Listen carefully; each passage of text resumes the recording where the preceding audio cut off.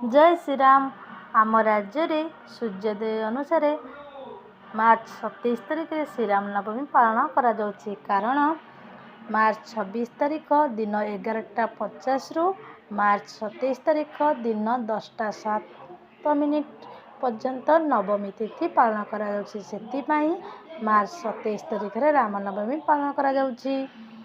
राम नवमी पालन करने विशेष शुभ बोली माना जाए एवं राम नवमी मध्याह्न समय रे विशेष महत्व रही है।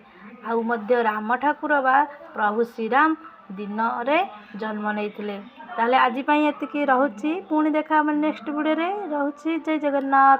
चैनल को सब्सक्राइब करंतु, छोटे लाइक करंतु, कमेंट निश्चय लिखंतु।